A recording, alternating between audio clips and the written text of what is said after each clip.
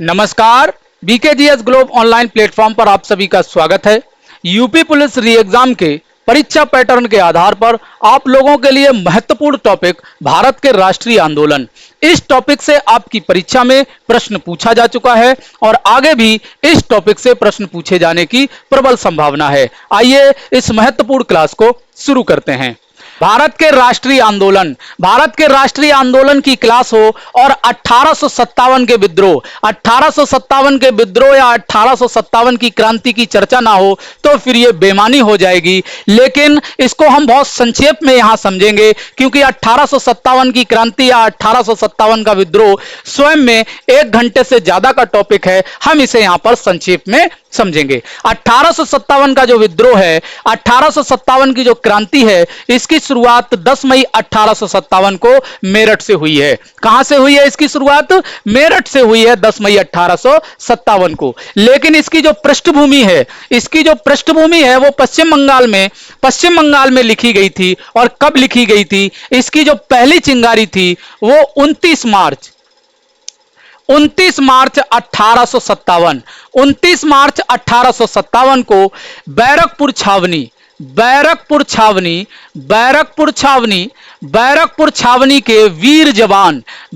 छावनी के वीर जवान मंगल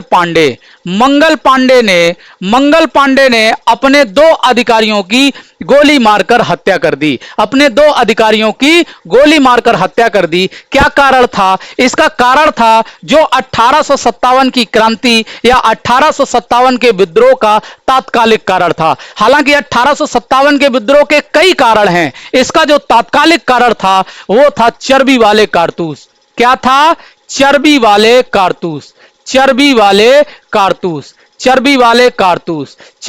कारतूस की घटना क्या थी? अंग्रेज पुरानी ब्राउन बेस बंदूक के स्थान पर एक नई एनफील्ड राइफल लेकर आए सेना के लिए, और इस राइफल में जो कारतूस पड़ता था उसमें एक खोल लगा होता था। कारतूस को राइफल में डालने से पहले उस खोल को दांत से काटना होता था और यहीं से इसकी शुरुआत हो जाती है। यह चर्चा चलने लगी कि इस खोल में गाय और सुअर की चर्बी लगी हुई है और इस बात ने हिंदू और मुसलमान दोनों की ही आस्था को ठेस पहुंचाई। और इसीलिए 29 मार्च 1857 को मंगल पांडे ने इसका विरोध करते हुए अपने 2 अधिकारियों को गोली मार दी। हालांकि 8 अप्रैल को इन्हें फांसी दे दी गई। लेकिन यह चिंगारी पूरी तरीके से पूरे देश में धीरे धीरे फैलने लगी, और जब यह पूरे देश में फैलने लगी तो इसकी जो व्यवस्थित शुरुआत हुई वो 10 मई 1857 को मेरठ से होती है। 10 मई 1857 को क्या होता है? 10 मई 1857 को मेरठ की बटालियन पूरी तरीके से विद्रोह कर देती है, अपने अधिकारियों पर हमला करती है और अपने साथियों को छुड़ाने के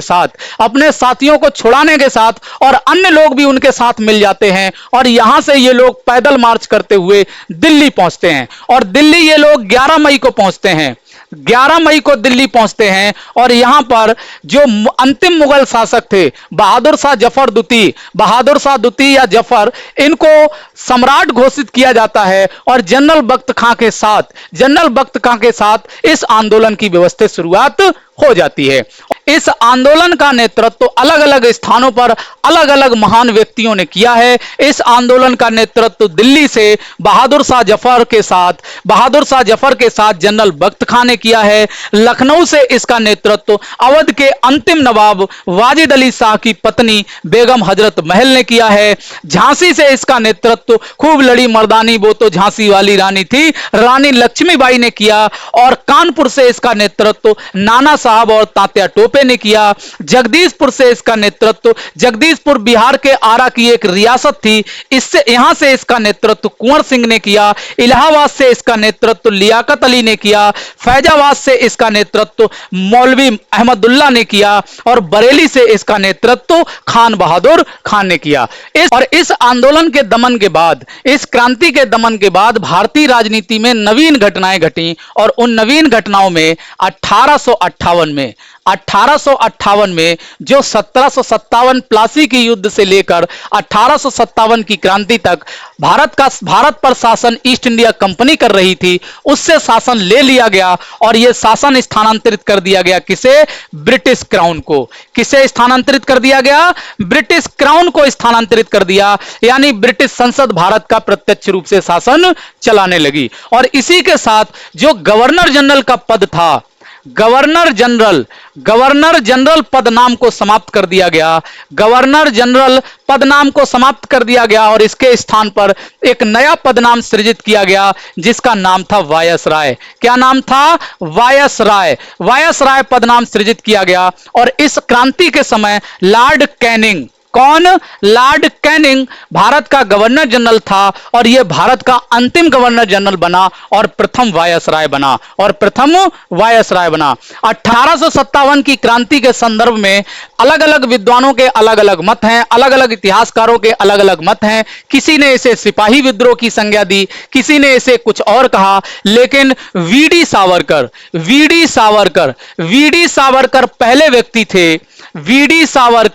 पहले व्यक्ति थे। विनायक दामोदर सावरकर, जिन्हें वीर सावरकर कहा जाता है, इन्होंने इस आंदोलन को भारत का प्रथम राष्ट्रीय आंदोलन या भारत का प्रथम स्वाधीनता आंदोलन की संज्ञा दी थी। हम लोग भी कह सकते हैं यह भारत का प्रथम राष्ट्रीय आंदोलन था।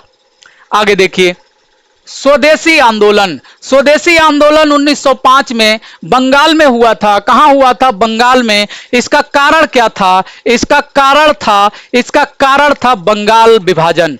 क्या कारण था? बंगाल विभाजन इसका कारण था, बंगाल का विभाजन। 1905 में करजन वायसराय था। करजन ने 19 जुलाई 1905 को बंगाल विभाजन की घोषणा की और यह कहा कि बंगाल विभाजन 16 अक्टूबर 1905 से लागू हो जाएगा। और इसी के साथ बंगाल में स्वदेशी आंदोलन का प्रारंभ हो जाता है। इसके विरोध में कि 19 जुलाई 1905 को लॉर्ड कर्जन ने प्रशासनिक सुविधा का प्रदर्शन किया। यह प्रदर्शन किया कि प्रशासनिक सुविधा के आधार पर बंगाल का विभाजन किया जा रहा है, लेकिन इसका जो मूल कारण था हिंदू मुस्लिम एकता को तोड़ना। क्या कारण था? हिंदू मुस्लिम एकता को तोड़ना इसका मूल कारण था। एकता को तोड़ना मूल कारण था, लेकिन इसने जो प्रदर्शन किया वो यह किया कि प्रशासनिक असुविधा के आधार पर बंगाल का विभाजन किया जा रहा है। के विरोध में बंगाल में स्वदेशी आंदोलन शुरू हो जाता है। स्वदेशी आंदोलन के तहत विदेशी वस्तुओं का बहिष्कार किया गया, विदेशी शिक्षा का बहिष्कार किया गया, विदेशी वस्तुओं की होली जलाई गई, विदेशी वस्तुओं को जलाया गया और भी बहुत सारे कार्यक्रम स्वदेशी आंदोलन के दौरान किए गए। कई स्वदेशी संस्थाओं की स्थापना की गई। इस स्वदेशी आंदोलन के जो नेतृत्वकर्ता थे वो मुख्य नेतृत्वकर्ता थे सुरेंद्रनाथ बनर्जी। कौन थे? सुरेंद्रनाथ बनर्जी। ये इस आंदोलन के मुख्य नेतृत्वकर्ता थे। रविंद्रनाथ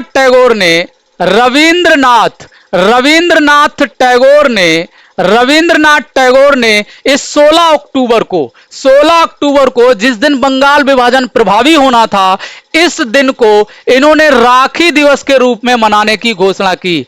किस दिवस के रूप में? राखी दिवस के रूप में मनाने की घोषणा की। इस दिन हिंदू और मुसलमान दोनों ने एक दूसरे के हाथों पर राखी बांधी और गंगा स्नान किया। तो बंगाल विभाजन को रद्द कब किया गया? इस बंगाल विभाजन को रद्द किया गया 1911 में। कब रद्द किया गया? 1911 में इसे रद्द किया गया लॉर्ड हार्डिंग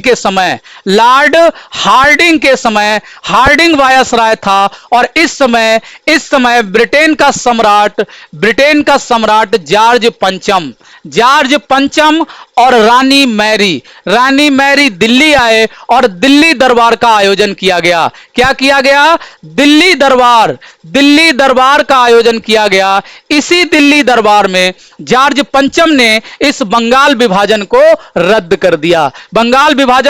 कर दिया और इसी के साथ भारत की राजधानी भारत की राजधानी कलकत्ता से, कहां से?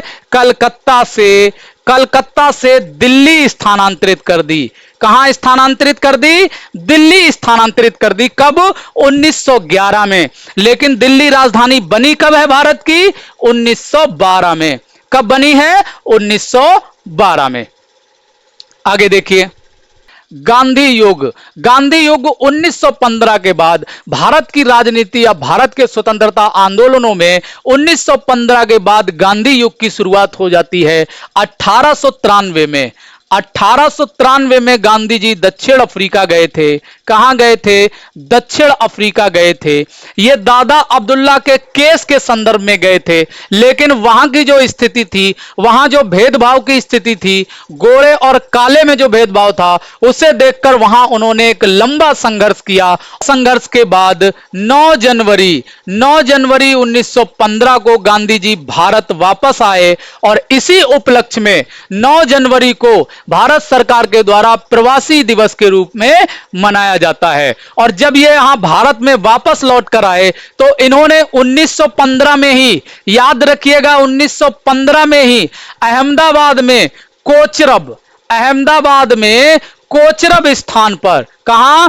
कोचरब स्थान पर एक आश्रम की स्थापना की। किसकी? आश्रम की स्थापना की। भारत में गांधी जी द्वारा स्थापित किया गया यह पहला आश्रम था कोचरब आश्रम। और इस कोचरब आश्रम को अभी हाल ही में प्रधानमंत्री नरेंद्र मोदी ने पुनरुत्थान उसका किया है और उसका उद्घाटन किया है। अब 1917 में गांधी जी ने इस आश्रम को स्थानांतरित कर दिया। कहां? साबरमती नदी के किनारे। कहां कर दिया? साबरमती नदी के किनारे, साबरमती में स्थानांतरित कर दिया। याद रखिएगा, सबसे पहला आश्रम 1915 कोचरब में, और फिर उन्होंने दूसरा आश्रम बनाया 1917 साबरमती में। ठीक है? और ये दोनों ही कहां हैं? दोनों ही अहमदाबाद में है। कहां है? अहमदाबाद। और अहमदाबाद कहां है? अहमदाबाद कहां है? गुजरात में है। ठीक है? गांधी जी के जो राजनीतिक गुरु थे, गांधी जी के राजनीतिक गुरु गोपाल कृष्ण गोखले थे। कौन थे?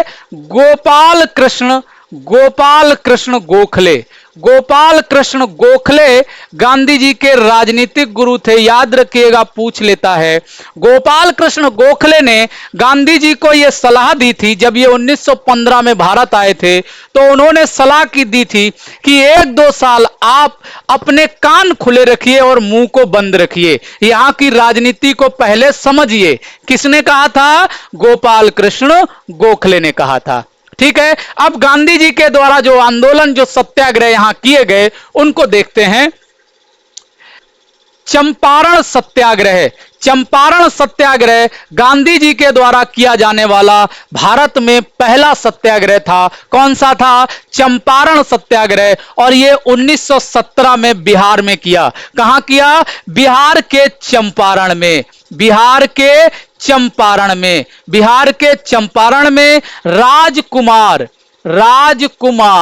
राजकुमार शुक्ल के निमंत्रण पर राजकुमार शुक्ल ने गांधी जी से अनुरोध किया था कि आप बिहार आइए और बिहार के किसानों की हालत देखिए, बहुत दयनीय है। और इस आमंत्रण पर गांधी जी बिहार के चंपारण पहुंचे थे और इन्होंने यहां पर पहला आंदोलन तिनकठिया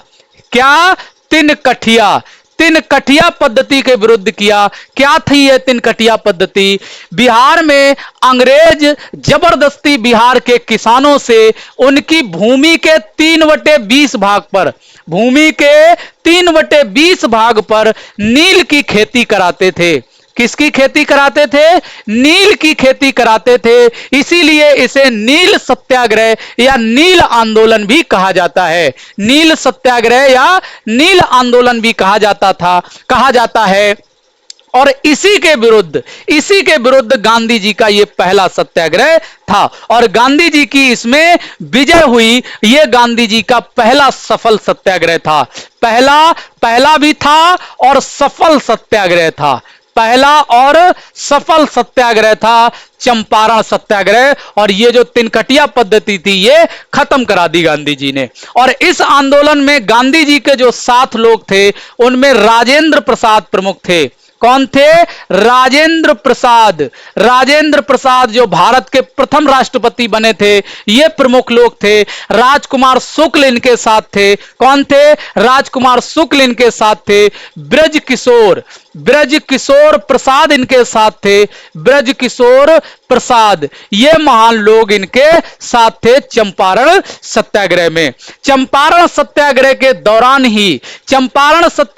दौरान ही रविंद्रनाथ टैगोर ने, किसने? रविंद्रनाथ टैगोर ने गांधी जी को महात्मा की उपाधि दी थी। याद रखिएगा, गांधी जी को महात्मा की उपाधि रविंद्रनाथ टैगोर ने चंपारण सत्याग्रह के दौरान ही दी थी। आगे देखिए, गांधी जी का भारत में दूसरा आंदोलन अहमदाबाद मिल आंदोलन था। कौन सा आंदोलन था? अहमदाबाद मिल आंदोलन था। हालांकि इस आंदोलन की जो नींव रखी थी वो अनुसुईया बेन ने रखी थी। किसने रखी थी? अनुसुईया बेन ने रखी थी। लेकिन इसका जो मूल नेतृत्व किया वो गांधी जी ने किया। यह गांधी जी का भारत में दूसरा आंदोलन था, दूसरा सत्याग्रह था, अहमदाबाद मिल आंदोलन। क्या कारण था इसका? 1918 में अहमदाबाद में प्लेग की बीमारी फैली थी। किसकी बीमारी? प्लेग की बीमारी फैली थी। और इस प्लेग की बीमारी के दौरान मिल के मजदूरों को बोनस दिया गया। और जब यह बीमारी समाप्त हो गई तो वो बोनस वापस ले लिया गया। बोनस क्या किया गया? वापस ले लिया गया। इसके विरोध में मजदूरों ने आंदोलन कर दिया। मजदूरों ने यह कहा कि आप जितना बोनस दे रहे हैं उसका 50% बोनस वापस मत कीजिए, 50% वापस कर लीजिए। और इसी के विरोध में यह आंदोलन हुआ। फिर इसका नेतृत्व गांधी जी ने किया। और गांधी जी ने इस आंदोलन में पहली बार, याद रखिएगा, भारत में पहली बार गांधी जी ने इसी आंदोलन के दौरान भूख हड़ताल की थी। गांधी जी ने भूख हड़ताल की थी इसी आंदोलन के दौरान पहली बार। और अंग्रेजों को गांधी जी की बात माननी पड़ी। और जो बोनस था वो पूरी तरह वापस नहीं हुआ। 35% बोनस अंग्रेजों ने स्वीकार कर लिया। कितना स्वीकार कर लिया? 35% बोनस स्वीकार कर लिया। हालांकि यह स्वीकार कोर्ट में गए तब यह स्वीकार किया। और यह गांधी जी का भारत में दूसरा सफल आंदोलन था। कौन सा? अहमदाबाद मिल आंदोलन। आगे देखिए, खेड़ा सत्याग्रह अप्रैल 1918 में। खेड़ा कहां है? खेड़ा भी अहमदाबाद में है। कहां है? अहमदाबाद में है। यह क्रम आप लोग याद रखिएगा। खेड़ा सत्याग्रह गांधी जी का तीसरा आंदोलन था। और इस तीसरे आंदोलन का जो आधार था, इस समय अकाल की स्थिति बनी थी। किसकी स्थिति बनी थी? अकाल की स्थिति बनी थी। और अंग्रेज किसानों का लगान माफ नहीं कर रहे थे। तो किसान लगान देते कहां से? अकाल में जब कुछ पैदा ही नहीं हुआ तो लगान कहां से देते? इसी के साथ ये आंदोलन, इसी के विरोध में ये आंदोलन शुरू हुआ। और बाद में गांधी जी की इस आंदोलन में भी विजय हुई। यह भी गांधी जी का एक सफल आंदोलन बना। कौन सा? खेड़ा सत्याग्रह। ठीक है, आगे देखिए, खिलाफत आंदोलन 1919 में शुरू किया गया। और खिलाफत आंदोलन शौकत अली बंधु कहा जाता है इन्हें। शौकत अली और मोहम्मद अली ने शुरू किया। और इसका कारण था तुर्की के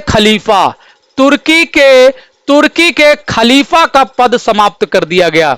तुर्की के खलीफा का पद समाप्त कर दिया गया और तुर्की के खलीफा का पद उस समय इस्लामिक जगत के लिए सबसे प्रमुख पद होता था। जब इसे समाप्त कर दिया गया तो भारत में भी इसका विरोध हुआ और अंग्रेजों के खिलाफ शौकत अली और मोहम्मद अली ने खिलाफत आंदोलन की शुरुआत कर दी और इस आंदोलन का नेतृत्व, इस आंदोलन का सपोर्ट गांधी जी ने भी किया। इस आंदोलन का सपोर्ट किसने किया? गांधी जी ने भी किया और यह आंदोलन 1924 तक चलता रहा। कब तक चलता रहा? 1924 तक यह आंदोलन चलता रहा। आगे देखिए, रॉलट सत्याग्रह। रॉलट सत्याग्रह 1919 में हुआ था। एक कानून लाया गया था, रॉलट एक्ट। अंग्रेजों के द्वारा रॉलट एक्ट एक कानून लाया गया। यह कानून क्यों लाया गया? भारत के जो क्रांतिकारी थे, भारत के जो क्रांतिकारी थे उनका दमन करने के लिए लाया गया था। क्रांतिकारी गतिविधियों पर दमन करने के लिए लाया गया था। इस एक्ट के तहत क्या किया जाना था? केवल शक के आधार पर, केवल शक के आधार पर किसी को भी गिरफ्तार कर लिया जाता था। किसी को भी गिरफ्तार कर लिया जाता था। उसे वकील करने की अनुमति नहीं होती थी, उसे अपील करने की अनुमति नहीं होती थी। उसे शक के आधार पर गिरफ्तार कर डायरेक्ट उसको सजा दे दी जाती थी और इस एक्ट का भारत में तीव्रता से विरोध हुआ, तीव्रता से विरोध हुआ। इस सत्याग्रह के दौरान अमृतसर नेता डॉक्टर सतपाल और सैफुद्दीन किचलू, कौन? सैफुद्दीन किचलू, सैफुद्दीन किचलू को गिरफ्तार कर लिया गया। ये पंजाब के प्रमुख नेता थे। जब इनको गिरफ्तार कर लिया गया तो इनके विरोध में इनका विरोध करने के लिए, इनकी गिरफ्तारी का विरोध करने के लिए 13 अप्रैल, याद रखिएगा, भारत के इतिहास में सबसे कलंकित दिन 13 अप्रैल 1919। 13 अप्रैल 1919 वैसाखी के दिन, किस दिन? वैसाखी के दिन अमृतसर के जलियांवाला बाग में, कहां? जलियांवाला बाग में, जलियांवाला बाग में 1000 से 2000 लोगों की भीड़ इकट्ठी हुई और उसका आधार था इन दोनों नेताओं की गिरफ्तारी का शांतिपूर्ण विरोध करना। और इस निहत्ती भीड़ पर जनरल डायर ने, किसने? जनरल डायर ने गोलियां चलवा दी और इस जलियांवाला बाग जो था इसमें निकलने की जगह नहीं थी। एक ही गेट था, उसी से प्रवेश किया जाता था और उसी से लोग बाहर आते थे। तो यहां से निकलने की जगह ना होने के कारण में हजारों लोग मारे गए। लेकिन जो आधिकारिक संख्या बताई गई वो कितनी बताई गई? 397 बताई गई, लेकिन इसमें हजारों लोग जो है शहीद हो गए। इसके विरोध में रविंद्रनाथ टैगोर ने, किसने? रविंद्रनाथ टैगोर ने सर या नाइटहुड की उपाधि वापस कर दी। नाइटहुड की उपाधि वापस कर दी। गांधी जी ने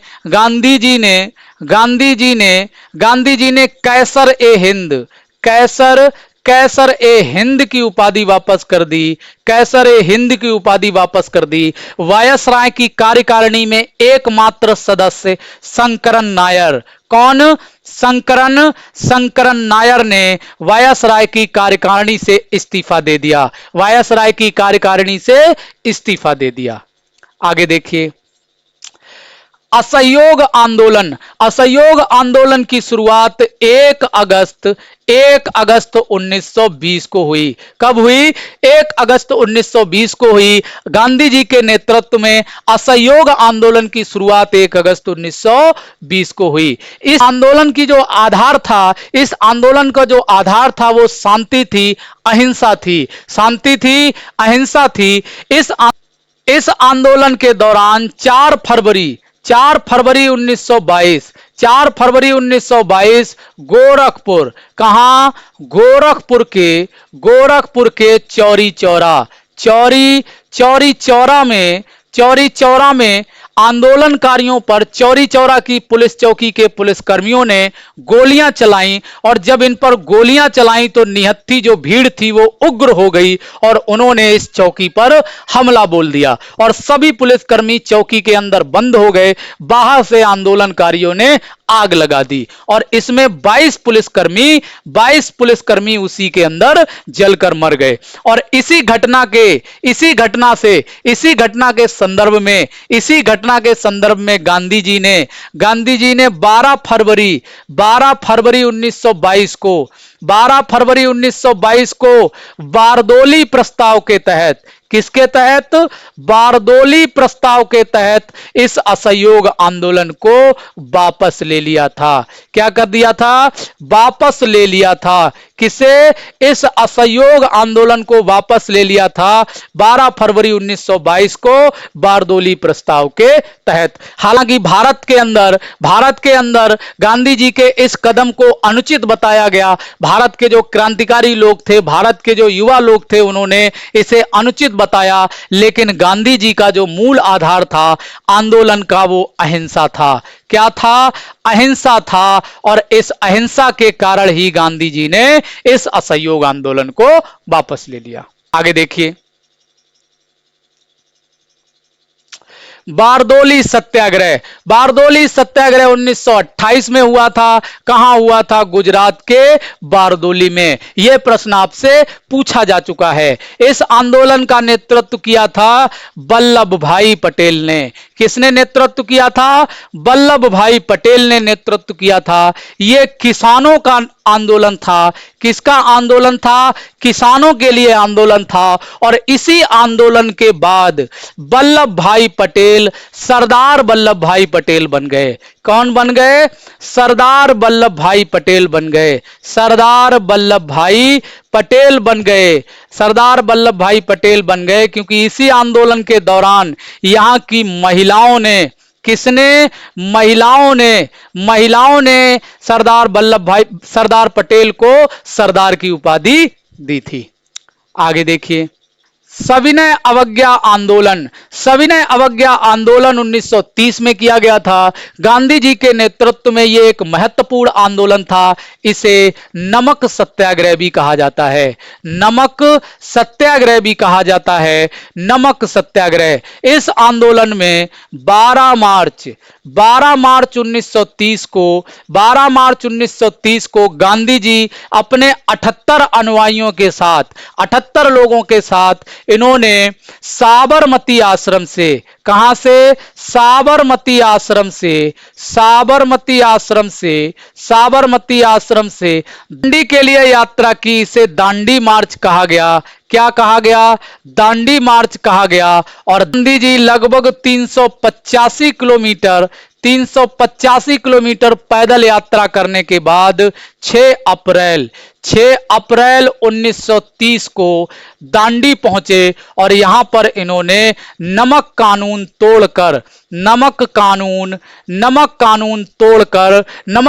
तोड़कर इस आंदोलन की शुरुआत की। इस आंदोलन का अलग अलग स्थानों पर, भारत के अलग अलग स्थानों पर अलग अलग लोगों ने नेतृत्व किया। आगे देखिए, व्यक्तिगत सत्याग्रह 1940 में शुरुआत की गई। इसकी कब की गई? 1940 में 17 अक्टूबर 1940 में। कहां से शुरुआत की गई इसकी शुरुआत महाराष्ट्र के पवनार से की गई। कहां से की गई? महाराष्ट्र के पवनार से। किसने की? आचार्य विनोबा भावे ने। किसने? आचार्य विनोबा भावे ने इसकी शुरुआत की थी व्यक्तिगत सत्याग्रह आंदोलन की। ये वही विनोबा भावे हैं। इन्होंने 1951 में भूदान आंदोलन चलाया था। भूदान आंदोलन अक्सर पूछा जाता है, भूदान आंदोलन किसने चलाया था? विनोबा भावे ने चलाया था। कहां चलाया था? पोचमपल्ली से चलाया था। कहां से? पोचमपल्ली पोचमपल्ली से। कौन सा? भूदान आंदोलन। व्यक्तिगत सत्याग्रह मत समझ लेना, व्यक्तिगत सत्याग्रह तो महाराष्ट्र में 17 अक्टूबर 1940 को चलाया था विनोबा भावे ने, और यह 1951 में भूदान आंदोलन चलाया था पोचमपल्ली से। पोचमपल्ली वर्तमान में कहां है? तेलंगाना में है। कहां है? तेलंगाना में है। दूसरे व्यक्तिगत सत्याग्रही आपसे पूछता है, पहले व्यक्तिगत सत्याग्रही विनोबा भावे थे, दूसरे भी पूछता है, याद रखिएगा। दूसरे व्यक्तिगत सत्याग्रही कौन थे या सत्याग्रह चलाने वाले कौन थे? तो वो थे जवाहरलाल नेहरू। कौन थे? जवाहरलाल नेहरू। कौन थे? जवाहरलाल नेहरू। ये दूसरे सत्याग्रही थे। प्रथम व्यक्तिगत सत्याग्रही थे विनोबा भावे और दूसरे व्यक्तिगत सत्याग्रही थे Jawaharlal Nehru.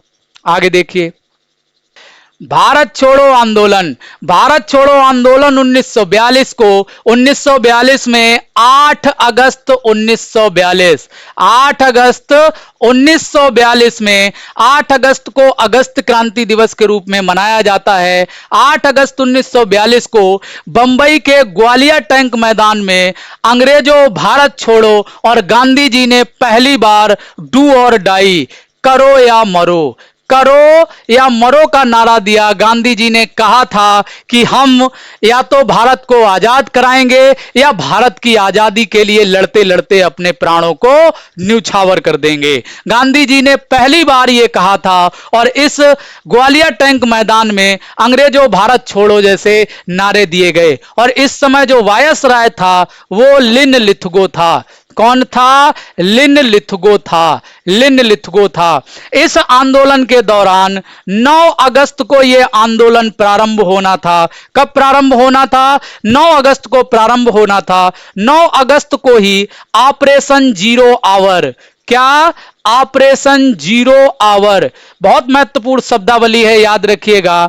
Operation zero hour क्या था? ये ऑपरेशन जीरो आवर 9 अगस्त को यह शुरू होना था। तो 9 अगस्त की सुबह में ही सभी महत्वपूर्ण नेताओं को गिरफ्तार कर लिया गया।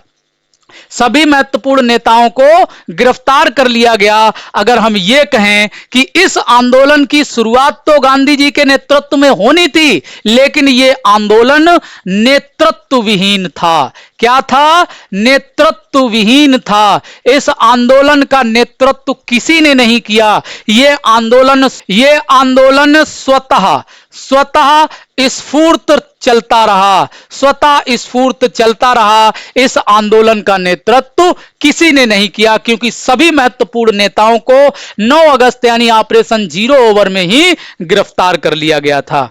ठीक है। इसी आंदोलन के दौरान एक और महत्वपूर्ण चीज याद रखिएगा। इसी आंदोलन के दौरान राम मनोहर लोहिया, कौन?